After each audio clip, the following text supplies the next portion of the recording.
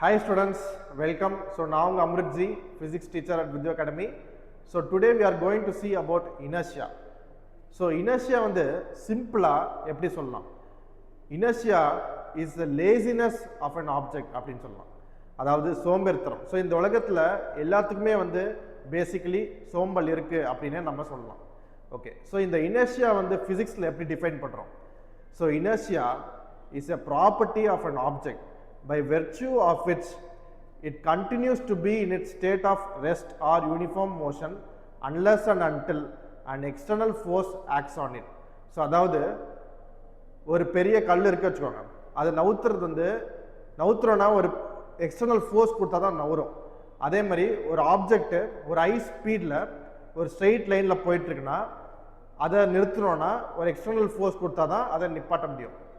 Okay, so இந்த inertia mass அதிகமாக இருந்தால் இனர்ஷியா அதிகமாக இருக்கும் அப்படின்னு சொல்லலாம். ஃபார் எக்ஸாம்பிள், ஒரு பெரிய கல்லுக்கு வந்து இட் ஹாஸ் மோர் இனர்ஷியா தென் ஒரு ஸ்மால் பால்.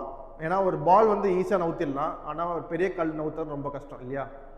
ஓகே, ஸோ இந்த இனர்ஷியானால தான் வந்து planets are revolving around the sun, and இந்த இனர்ஷியானால தான் வந்து சீட் பெல்ட் வந்து போட சொல்கிறாங்க.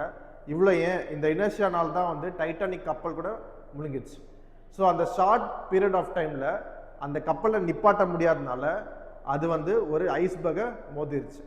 ஸோ ப்ராக்டிக்கலி இப்போ எப்படி சொல்லலாம்னா இனர்ஷியா பற்றி நம்ம எல்லாருமே வந்து எந்த தான் ஒரு ஸ்டேட் ஆஃப் மைண்டில் இருந்தாலும் ஒரு எக்ஸ்டர்னல் மோட்டிவேஷன் வந்து ரொம்பவே யூஸ்ஃபுல்லாக இருக்குது இல்லையா? ஓகே, ஸோ இப்போ இந்த வீடியோ உங்களுக்கு இன்ட்ரெஸ்டிங்காக இருந்துச்சுன்னா please like, share and subscribe. And for more learning visit Vidya academy. Thank you.